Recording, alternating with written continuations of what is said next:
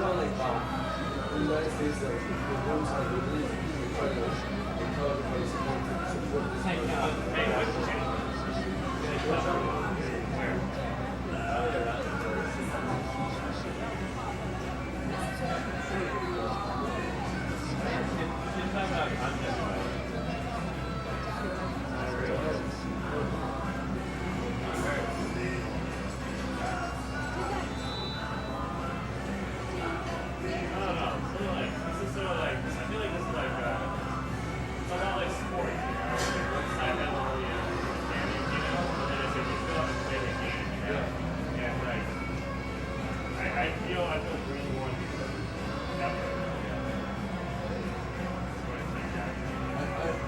Well, yeah, for example, like, when we watch a music band, you know, getting really, I never felt like sweating.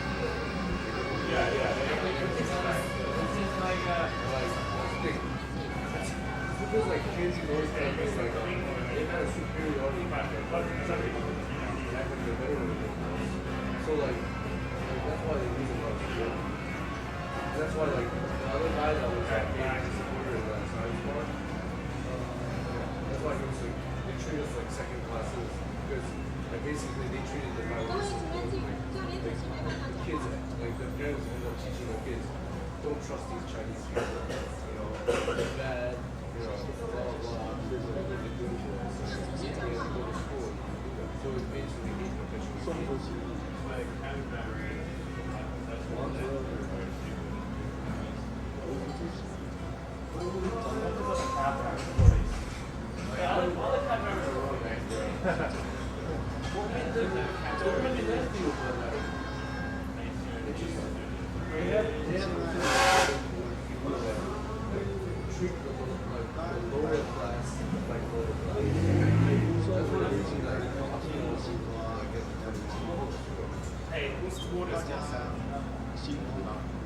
Because like they always reach out to each other.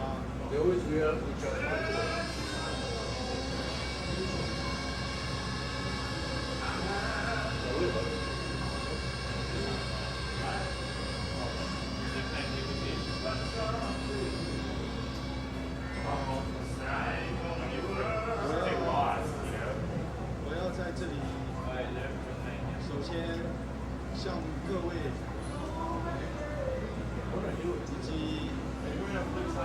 我们全国真是千万我们的返乡亲兄弟姐妹来表示最由衷的谢谢。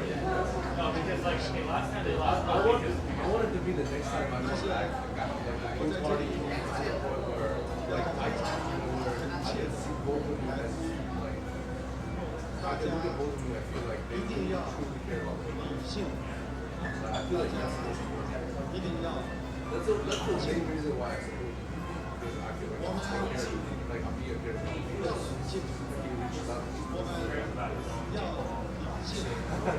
Look, everybody in Taiwan is you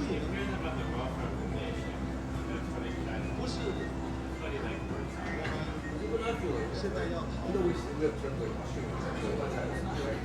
they treated me like a people so it doesn't matter. 是怎么样子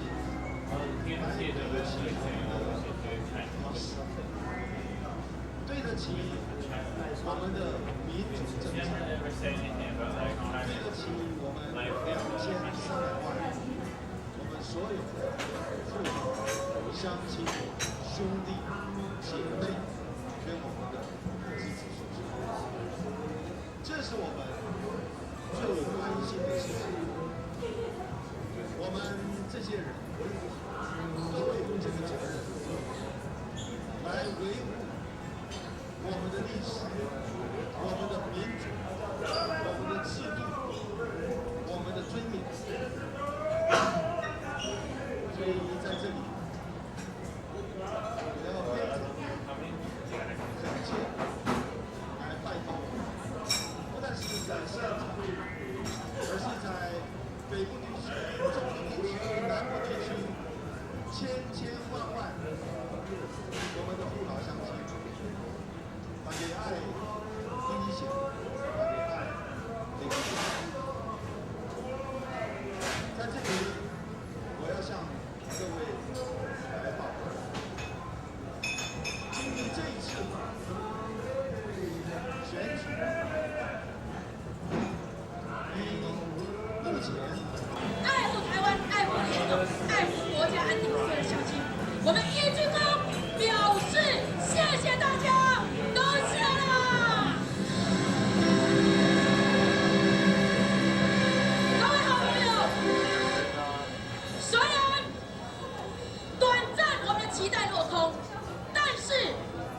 你只有2-3万票，1万多个票箱，没有问题吗？验票，验票。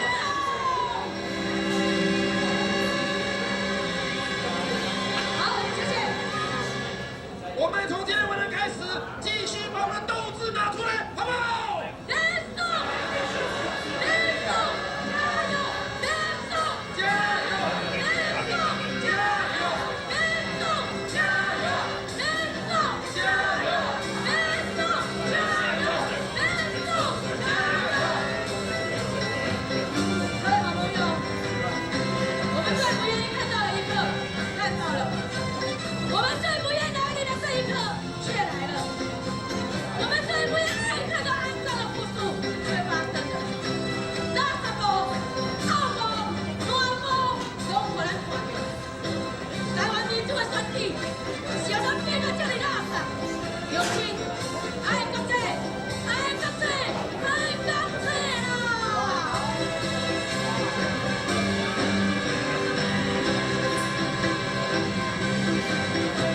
各位朋友，我们寻求法律途径最后的救济，我们不相信不信公义换不回。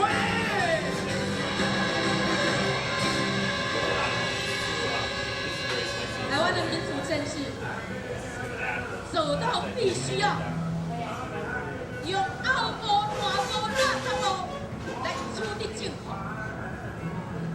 心中只有选举，只有权利，无想到国家的安危，这种的执政党会当继续存在。乡亲是话，咱来强调，咱来决心，咱来追随连锁的脚步，咱要求验票，咱要求还原真相，昨发生的代志，到底是安怎？还我真相！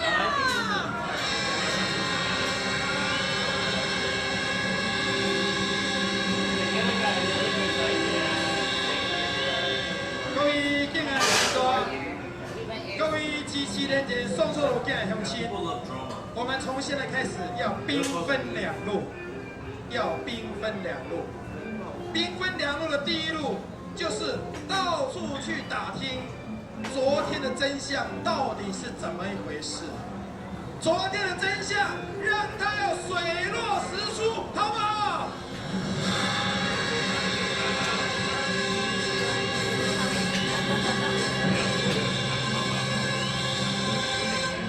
所以，如果你有亲朋好友黄兆明。在那个现场或南部，我们要反复的去。好，我们现在用双分割的画面来看一下，吴玉生继续呼应连宋，要求呢全国13700多个投开票的票委呢要重新验票，同时要提出选举无效之诉。在典礼竞选总部这边呢，陈水扁总统很快的会发表选情大致底定的胜选连任的演说。我们现场来宾请教沈富雄沈委员来评论一下刚刚连宋所发表的这一篇对于选举结果目前无法接受的感言。我们沈委员的画面是用小框给观众看，来导播请。我觉得连宋还有先生刚刚这番话，我倒是很遗憾。我想几天以后，如果他们重看这幅画面，恐怕他们会后悔今天晚上做这样的论述，因为他们要求选民必须冷静跟理性。但是我是觉得他们两个本身呢就不冷静也不理性。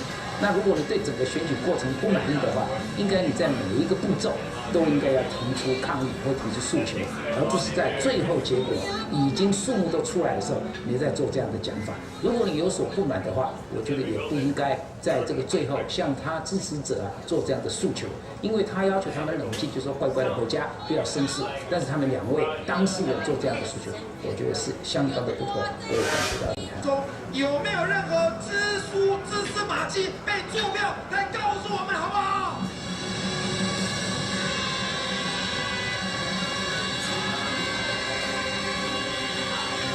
乡亲好朋友，乡亲好朋友，展现民主的风度，点点咱高尚的在座的将军。 What are we doing? Or is this a new one? It's just continued. At the moment, I'm a little confused because we saw Lian Zan's like speech, which we thought was going to be a concession speech, but then he said all this stuff that didn't sound like he was conceding. So but my Mandarin isn't good enough for me to understand the exact details of what he said. I understood that he said that it was an unfair election because he thought that it was influenced by the shooting yesterday, but he says that that automatically makes it unfair and he doesn't recognize the election. That part I understood. And their main case is that he was almost killed yesterday. Yeah, but I mean that's unluck. That's not unfair. It's unlucky. So because like basically what I'm confused about is he asking for a recount or a revote? Because I think if he's asking for a recount, that's totally fine. I think that's because that's working within the democratic framework, and I think that's great. But if he's asking for a revote, that doesn't seem like what we would consider normal politics in a democratic framework. So that part I'm confused about mostly because of language, but anyway, that's why I need to come and ask people who know. But it was a really close vote, really close. It feels a lot like the Gore-Bush election where you sit down, you're watching TV, all the channels are saying different things, which is really annoying. And you think that you're going to have an answer by the end of the night, and you don't have an answer, and in fact everything is thrown into turmoil, except that with the Gore-Bush case, it wasn't thrown into turmoil because Gore conceded, but it was thrown into turmoil because people wanted a recount, and then that lasted for whatever, 35 days, 36 days. And so I remember that night, the Gore-Bush election night, I stayed up till like 5 or 6 a.m. watching TV, trying to like just watching the news and, going online and trying to figure out like what was happening. And with this, it was like we were just watching the TV for so long, and I thought it would end, and then it didn't. It's just like I'm very unclear about what's gonna happen now. And like I said, if it's a recount, I think that's great, even though it drags it out. I think that's fine. If it's like a revote, that doesn't seem really that normal. And like I said, I think, I think the shooting affected the election, but I think that's unlucky, not unfair. So I think like if that's really the only thing, then he should ask for a recount, and then if it's like just accept whatever that outcome is. Asked for 2 things, or was it just 2 points? Oh, 2 points. Okay. He's gonna sue to invalidate the election. Oh, he's gonna sue? Oh, he's not asking for a recount. That's the second point. But that's So like. what? First, he's gonna sue. Did he say he was gonna sue? He's gonna file a lawsuit. So he's gonna file a lawsuit to say that it was invalid. And second, he's asking for a recount. Is he asking for a revote? If the election result is invalidated, it may be. Yeah. Oh, so if it's invalid, it may be a revote. They stated as a fact.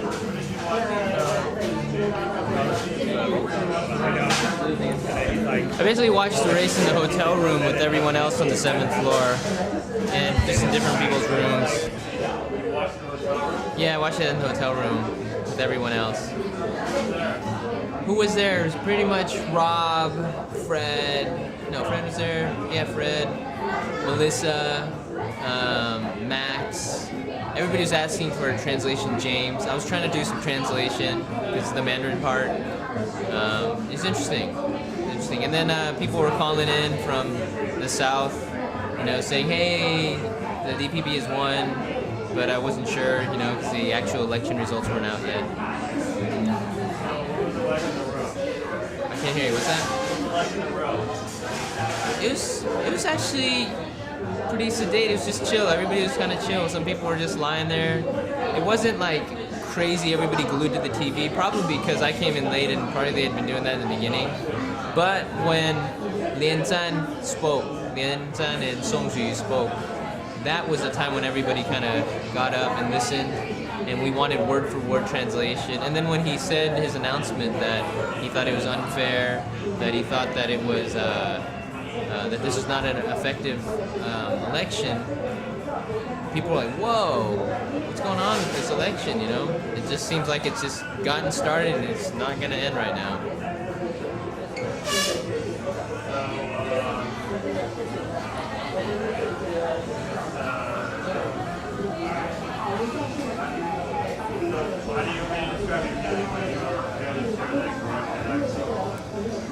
I was pretty excited, you know. Gave a few hoots in the hotel, just a few like dong suans, and I think it was a very close election. You know, I think it's a time for the community for both sides to come together and accept the results, unless there was a lot of irregularities like in our own country's election. But we'll see. You know, I don't know how this country's going to respond. I was pretty excited though. You know, I think that it's been an interesting process over this whole week to kind of get a better understanding of different sides, talking to the different people on the street, talking to friends, getting some high-level communication with some people who are at the forefront of thinking on this. I think I would have liked to hear more KMT, like their foremost thinkers. We had a little taste of that, but it would have been nice to get that just to get further thinking on this. But overall, I think I learned a lot, and it was a nice culmination to tonight's event. I hope I want to go and feel it, you know, like going to the DPP headquarters and actually getting that vibe like we had last night. I wanted to go to the KMT rally, but you know that one got closed off because of the events of the assassination attempt. So we'll see after dinner. Check it out, man. The next 24 hours really. I don't know. I'm a little worried after what just happened because I thought that though Lian Zhan said stay calm and stay chill and all, there was this sense of there's going to be a lot of anger and there's going to be a lot of divide. I hope that there's not any violence or any outbreaks. You know, I know tensions are high between people. I think that it'll take a lot of statesmanship by all parties to come through. President Chen, I haven't heard him speak yet. I'm sure he'll probably be pretty conciliatory. I'm actually pretty surprised though that Lian Zhan took that perspective. I mean, I think it's okay to challenge. He has a right to do that, but I don't know. There's a lot of questions around. He said something about the kind of the inexplicability of the assassination attempt, as if there's casting doubt into why that even happened. I mean, I think people can have these questions and thoughts, but for a president or a presidential candidate who carries so much power with half the country behind him, or a little less than half, I'd be a little more cautious with the words, you know, and what you're trying to insinuate. I've actually been a bit disappointed about the, it's a little different than your question, but I'm been a bit disappointed about the news coverage. It's so polarized. And it makes me think if this happened in the U.S., everyone would probably rally around the president. You wouldn't get as much strife. So much of the media saying, I wonder why from 1 o'clock, 1:45 when he got shot, 6 hours later, why didn't he come out? You know, asking a lot of questions that caused the populace to have a lot more suspicion. And I think it's okay to ask the questions, but I think that instead of rallying around and seeing each other truly as brothers and sisters, as they all pay lip service to, it seems to be, you know, people are entrenching, you know, instead of rallying around. Oh, is that the president? No. So it's hard to say what's going to happen in the next 24 hours. I anticipate maybe some outbursts and some clashes, but I hope for the best that as a mature, or as an emerging, or as a maturing democracy, people of Taiwan can work through these differences. Reflecting on the trip, you know, I think it's been a really impressive trip.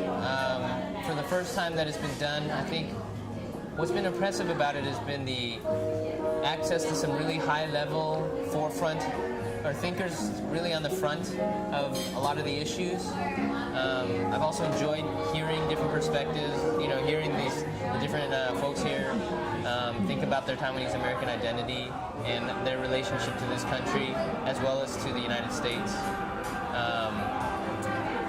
I think those have been the most important things, just because I've been here for 6 months and I get to talk a lot with the locals, but I don't get a chance to see these different speakers and professors talk to us. An example being, I've been working in the hospital for 6 months, and I have a sense of how the healthcare system works. But after talking to the head of the Bureau of Health Promotion, I got a lot more. Just an overview that was really important.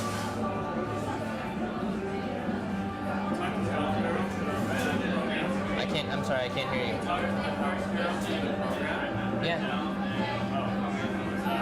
That was his second day. It was the woman who just gave an overview of the health insurance program, and nationalized healthcare and all that.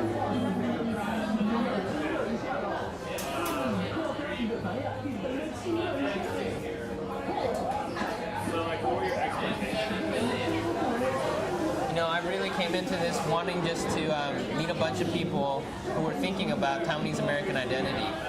And I expected to find a refreshing group of people, American-born folks, a community of people to connect with, have interesting discussions, and hopefully have continuing discussions when I return to the United States. I also expected to be on the front lines of what's going on, and I think that's pretty much been fulfilled at some level, being able to be on the ground in Taipei when all this stuff is going down. I mean, that's pretty impressive. You just, being here is just that much different than trying to catch this late night news in the United States. And I mean, you see the passion of the people here. It's pretty impressive. It's just definitely done. It's different than in the United States when it comes to election fever. I mean, it's just another community of Taiwanese American folks just to hear their perspectives. I think it's a pretty diverse group in terms of age. It is a professionalized group. And I knew that coming in. I would love to meet activists who are not professional, who are doing kind of community work, arts work. It was neat to have two artists come along to give that viewpoint.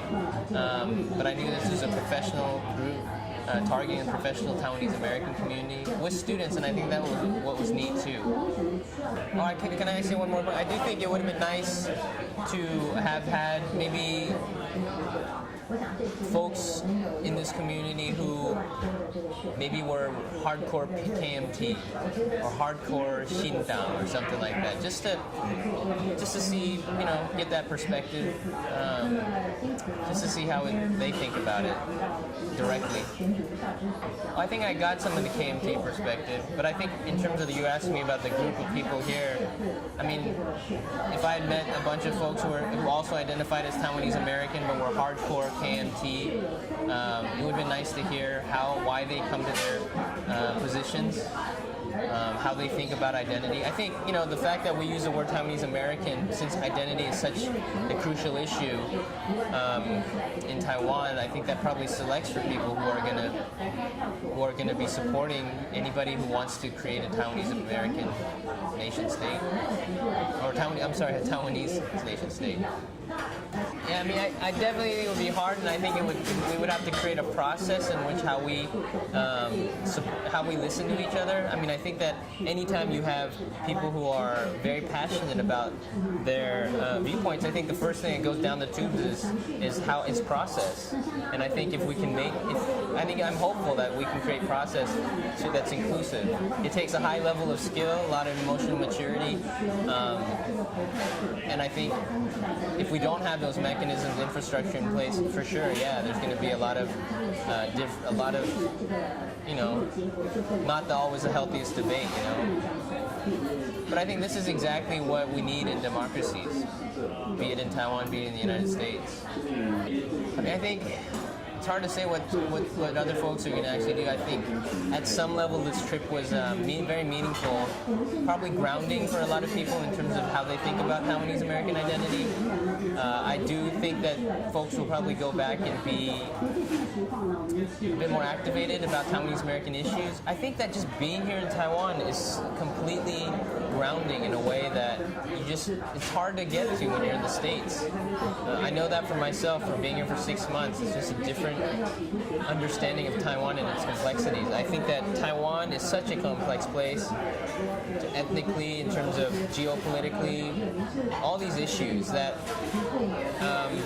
it's hard to grasp when you're in another country and you're getting sound bites from CNN or the website or whatever, instead of having daily interactions. So I think with all these folks having a chance to be here, I think it's just one of those visceral experiences that help them get grounded when they do activist work, community work in the United States. Yeah, I'd be excited to come again, and I would be excited to give input on how we could create space for even more different perspectives. Absolutely, I'd be interested to come again. I think 40 people is a good number. It's probably a hell of a logistic craziness for our leaders, the people who are organizing this, and I salute them for that. That's a lot of work. It'd be nice to even have a larger group if possible. I think there's something about not being too large in that if it's too large, you lose intimacy. Too small, you don't get enough differing opinions, different personalities. I thought what was neat about this group was the fact that, you have 19-year-olds to 34. That's a broad range for young Taiwanese Americans. And you got different personalities. You got East Coast, West Coast. And it's a nice mix. Man, we've had a packed schedule. I am exhausted. Every day we start out so early and we come home late. What would I change? That's a good question. I haven't had that much time to reflect on it. I would love to continue meeting. I would like to see a lot of I think we covered a lot of issues. We covered economics, environment, by today going to Yangmingshan. We covered the high-tech industry. I would love to hear more perspectives from the Hakka people, from the Yuanzhumin people, from workers, kind of cutting-edge people on the margins, people on the forefront at some level, who are struggling with these issues. I would continue to meet with the youth, like at the Youth Vision people, the DPP people, the young KMT people. I think that is critical, that fresh voice. There's just something very refreshing to see young people doing that. But I think that would be the only one of the big changes, just to kind of get representative viewpoints from the Hakka, the Aborigines, women, labor, stuff like that. Nothing much. It's just been a great experience just to be here at this historic moment. Don't swan. Go up, yeah. Congratulations. Today I voted less than half a block away from where I grew up in Taipei. It's in Ximending. I moved there when I was probably 5 or 6, and then I lived there until I was 10 before I moved to the States. So I voted. It was a hospital. It was on the first floor. It was just one of the conference rooms, I think. And they check you in with either your passport or your personal ID, and with your stamp. And they stamp on their main book that has all the list of names of people who are eligible to vote. And then they hand you the ballot. The ballot actually had pictures on it of each of the candidates. It was divided into 2 sections, section 1 and section 2. Each section had 2 pictures of the presidential and the vice presidential candidate. And the way you can. I actually have a local Taiwanese ID, because I still have family in Taiwan, and I come back pretty much every year. My grandparents and all the people on my mother's side is still in Taiwan. so I just used my regular ID. And then on the ballot, instead of circling or checking, there's actually a tube that kind of looks like the middle part of a pen. And at the end, there's a little, similar to a peace symbol, but missing one of the legs. So you use that as your voting stamp, and then you get the ink from the ink pad, and then you stamp on either column 1 or column 2.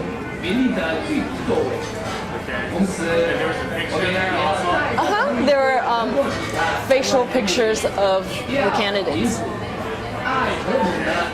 like photographs, black and white photographs. Pretty clear, right? I think maybe I was either nervous or, I think I was probably just nervous because I didn't know if you're supposed to circle, if you're supposed to check. I didn't know where you're supposed to do it. But actually inside the booth, there's a kind of a direction sheet up on the wall. So it has like a mock ballot, and then on the side it shows you you're supposed to use the little stamper. What else? What else do you have besides stamper? I guess if you had brought in a pen with you, you could have checked it, or you could have circled something, or circled the whole entire column. I'm not sure. Okay. So when you read the directions, it was clear, right? Especially the example. Right. And I asked the people outside, actually. I asked them, okay, am I supposed to use a pencil or a pen or check it? And they said their directions inside the booth.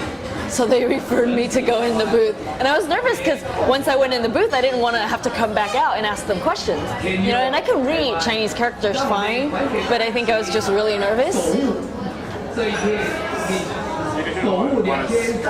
Exactly. And it was a pretty surreal feeling because it seems very simple and very clear what you're supposed to do, but I had to stop myself and think about it 5 times over. Okay, wait, I want to stamp here, above 1, right? I think I'm right? And then I stop and think about it so many times. And then even after I stamped it, I took it out and put it in the ballot box. And then I started questioning myself. Wait, did I stamp the right one? Oh my God, I hope I stamped the right one. There were a lot of people working there, actually. It was very interesting. I had assumed that when you check in, they would give you all the ballots that you're called eligible for, whether it's just the presidential or the referendums as well. And I'm only eligible to vote on the presidential ballot, and so they gave me that one ballot. But then there were actually 2 tables on the 2 sides of the room. One was for the presidential election, and the other one was for the referendum. So the way the room's laid out, you go and pick up your presidential ballot, you go in the booth, come out, put it in the box, and then you're supposed to go pick up your referendum ballots. So they actually had a separate book with the list of names of people who are eligible to vote on the referendum.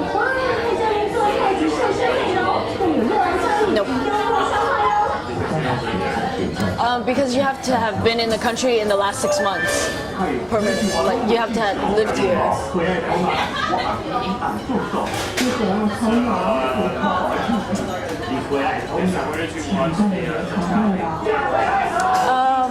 I watched it at different places. I watched it with my uncle at his place for a little bit, and then we actually had dinner plans with family friends that we had planned back when we were in the States that were supposed to be for dinner last night. But since we have been planning on going on the rally last night, we postponed it to tonight. So I actually was at the restaurant with my mom, my sister, and our family friends. And my mom was really nervous. She called every 15 minutes. She called the house to check on the numbers. And it's pretty amazing because, my boyfriend, he couldn't make it back for this trip to Taiwan. He's also Taiwanese American. And, it was, 2, 3 o'clock in the morning in the States, and then he called me to let me know that he was watching it on TV and to see if there were any discrepancies in the numbers that we're seeing here versus in the States.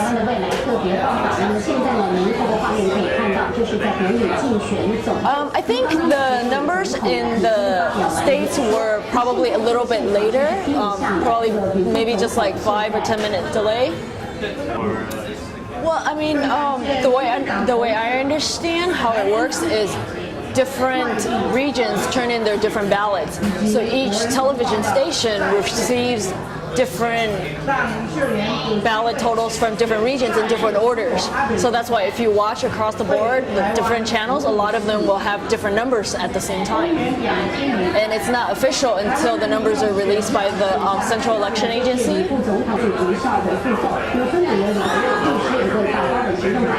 Honestly, when Lian Zhan got up on stage and said that the election was staged and fraud and that he was going to appeal, Okay,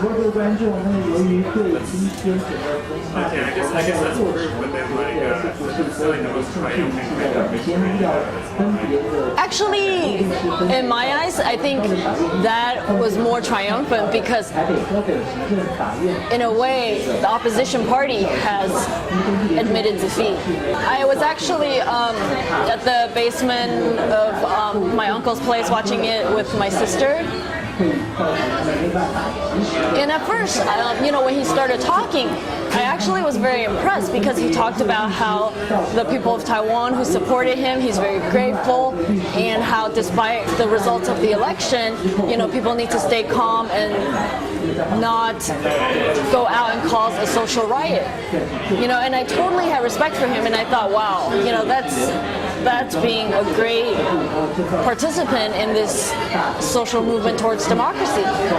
But then, right after that, he declared that, they feel the election was not accurate and that they're going to be filing for an appeal, and that the events of yesterday, what happened with President Chen and Vice President, were staged and therefore influenced the votes. And then, I was almost I was in disbelief. Because, it's one thing to feel that way, and it's another step to actually go out and say you're going to declare an appeal, but it's a whole other thing to do it without the final votes being in, right? No, they weren't. The Central Election Agency had not released their final votes, and they were already protesting, and they were already saying that the elections were rigged. And it just makes me think, today, if they had one, they wouldn't be complaining, so they're not complaining about the lack of accuracy in the election process, they're complaining about the fact that they lost. And the thing that immediately came to my mind was, take a lesson from Al Gore, step off that stage gracefully, accept what's happened, because that's kind of the vote to the people, and then you take a step back and think about what you want to do, as opposed to being at the forefront, being out there disseminating information when the final counts hadn't even been in. I think that speaks a lot about kind of the lack of integrity in the organization from the top down. I think it's both.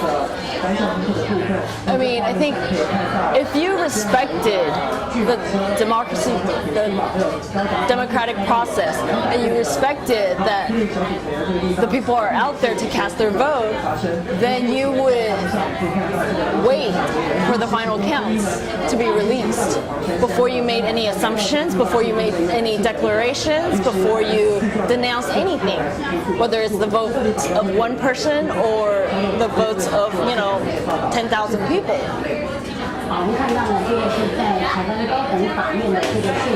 I think as a politician, it behooves you to respect the process. Because if you don't respect the process, then, how are you expecting people to respect you when you get into a position of power?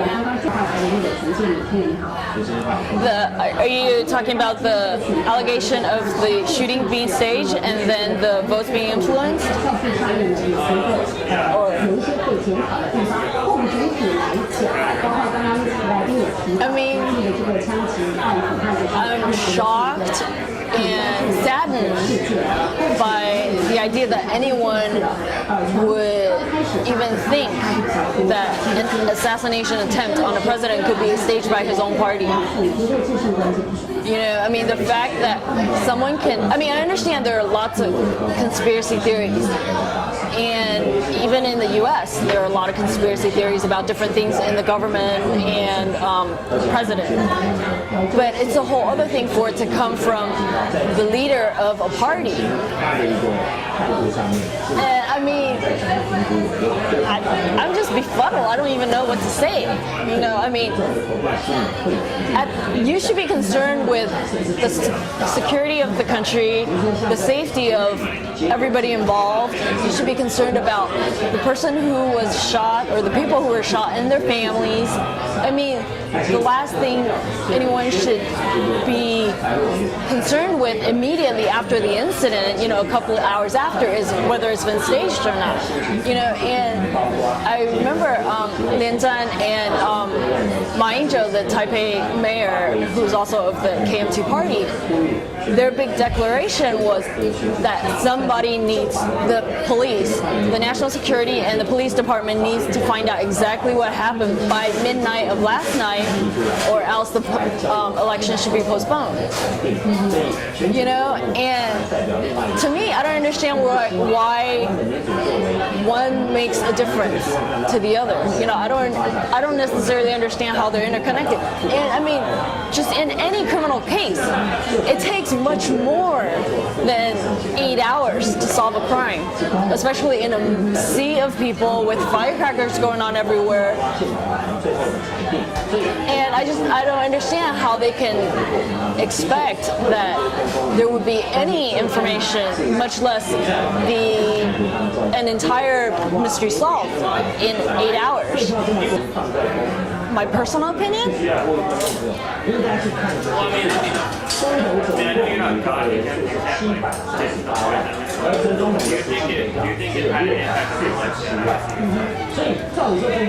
I think it had an impact on the election in the fact that it made more people go out and vote.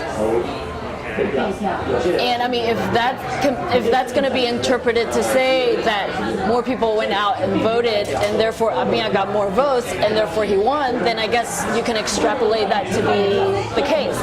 But the way I see it is, more people went out and voted because they realized that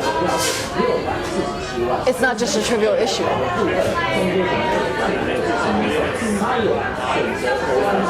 Exactly, because I mean, one of the guides who met us at Hsinchu, you know, he kept telling the entire group, oh, you don't need to worry or fuss about the election because, you know, the day after election, life will be back to normal and everybody will think nothing of it. But I think the assassination attempt on the president was kind of a wake-up call.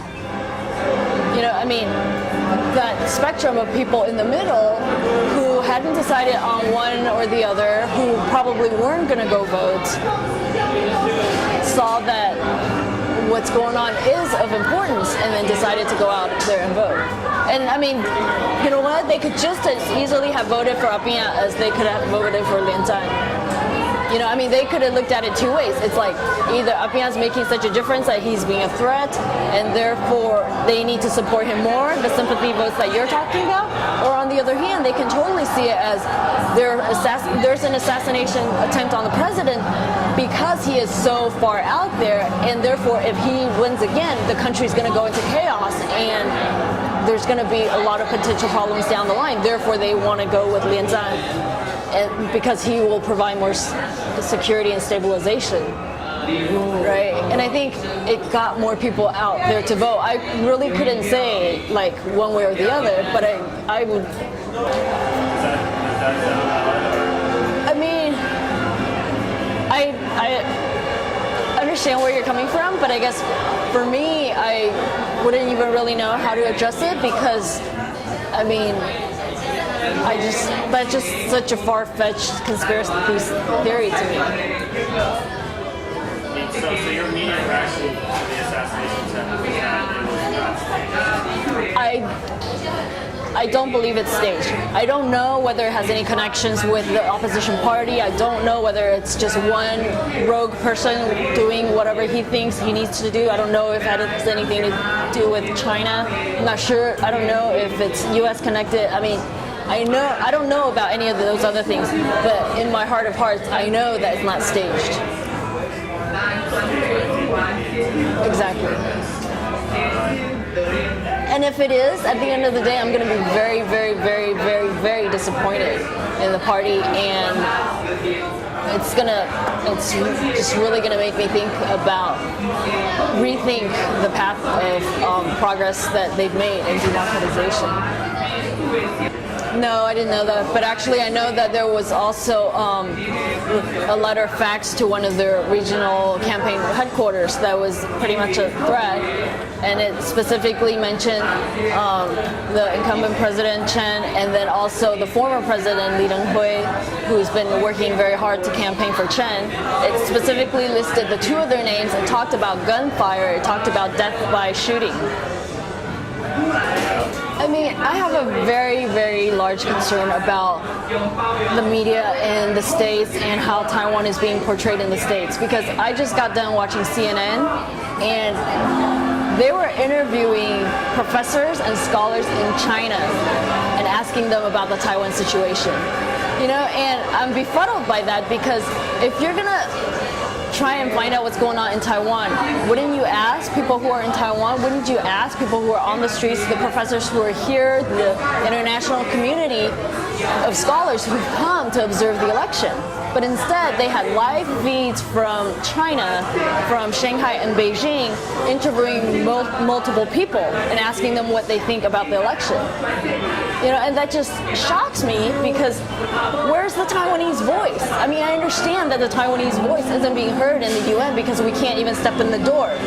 But if the Taiwanese voice is stopped everywhere along the way in the international media community, then where are we to go? They were saying that they were talking mostly about the instability of the next term to come, since the election is so close, because Abia has won. They were talking about how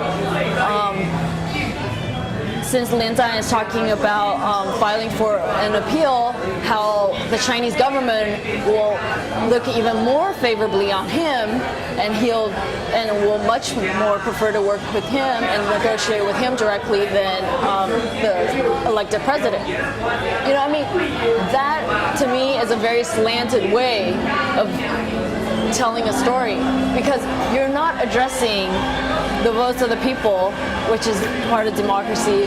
You're not talking about the candidate who won. You're focusing on the candidate who lost, who is claiming that there's fraud. I mean, I just don't understand why that is the focus of news in the international community.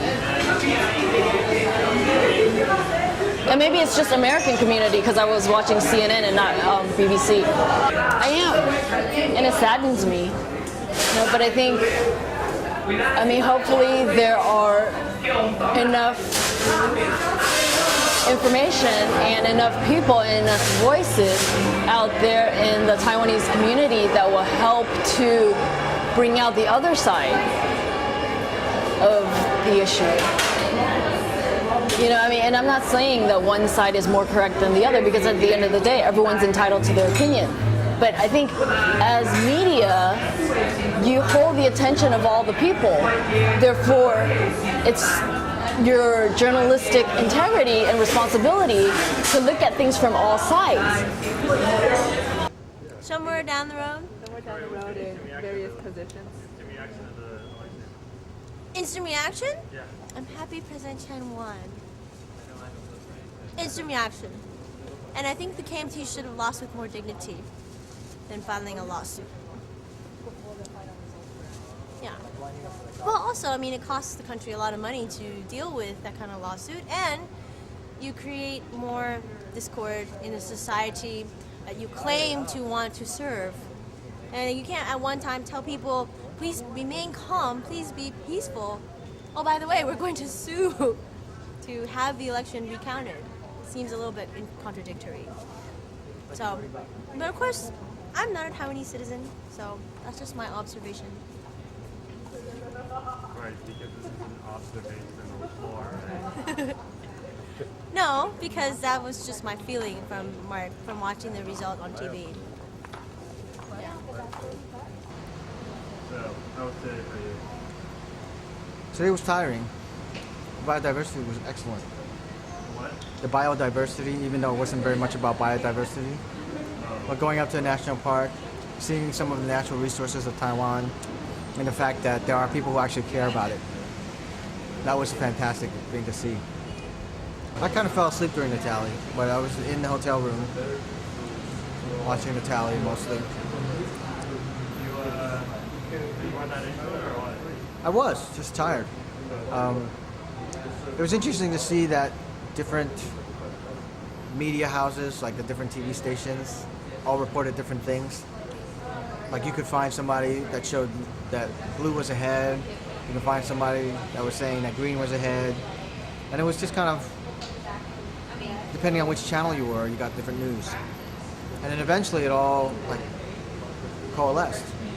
But that's an interesting thing that's an interesting phenomenon that doesn't happen elsewhere. People don't report a winner before there really is a winner. I think it's more that the different TV stations get feeds from the different camps. So, you know, there's obviously the TV stations that get direct feed from the DPP camp as opposed to the TV stations that get direct feeds from the KMT camp. At what point? I believe that a DPP official was online saying that we believe the election to be over and we're declaring victory. We're waiting for a concession speech from Mr. Lian.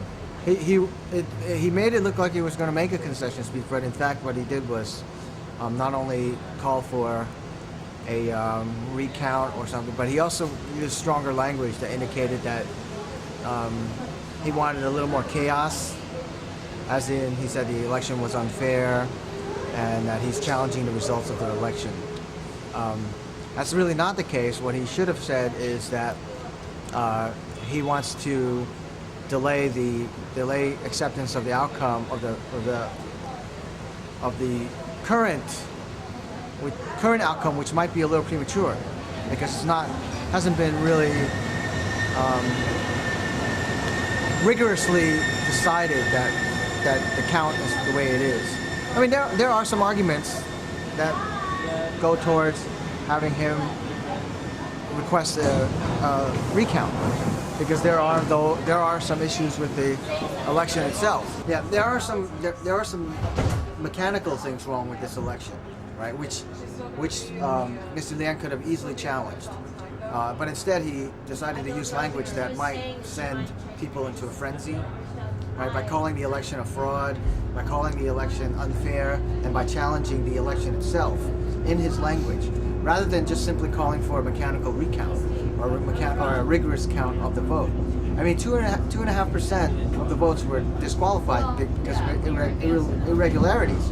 That's 150,000 votes. That's 5 times more than he needs to win. Right? Now, chances are, when you rule out irregularities, you don't really win anything because probably just as many ballots that cast a vote for Chen were irregular that cast a vote for Lian, for blue and green. Both sides probably have the same number of ballots that were disqualified. So you probably won't gain anything, and he might know that already. But his political his campaign was based upon recognizing this democracy and challenging an incumbent, and it's really not a good place for him to talk about disregarding a political election, which has, the election process has been under rigorous scrutiny. This is not the first time Taiwan has held an election, and aside from that, there were international election monitors here in Taiwan to make sure the election went in a fair way. This is probably one of the few places in the world where fair elections are still held. In fact, some might argue that the elections over here are even more fair than those in the United States.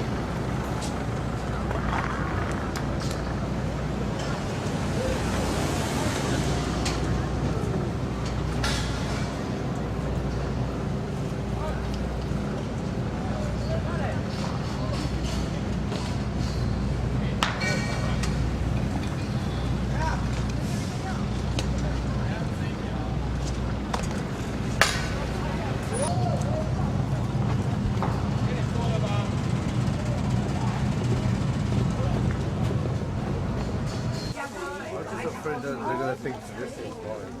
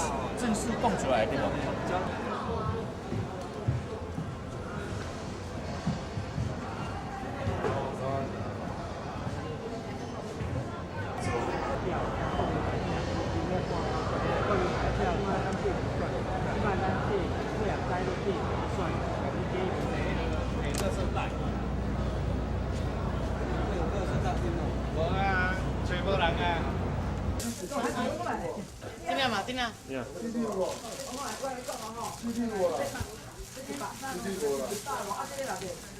Oh my gosh. Yeah, hold on. I just paid $3.50 for a ABN t-shirt because I think it looks so cool, you know. I don't know what I'm gonna do with this. Okay, so anyways, yeah, it's a medium size, it's for a girl, you know, I don't know who, but yeah, until then it will just sit on my shelf as a souvenir. What? Yeah. So, but anyways, I think it's a really cool looking shirt. I think it looks really good on people. If you support the party, of course. But yeah.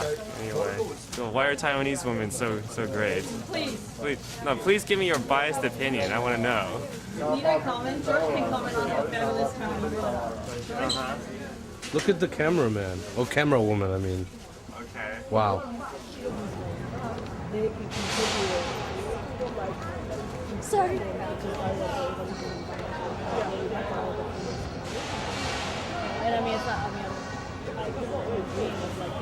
social worker donate millions of dollars, but Yeah. I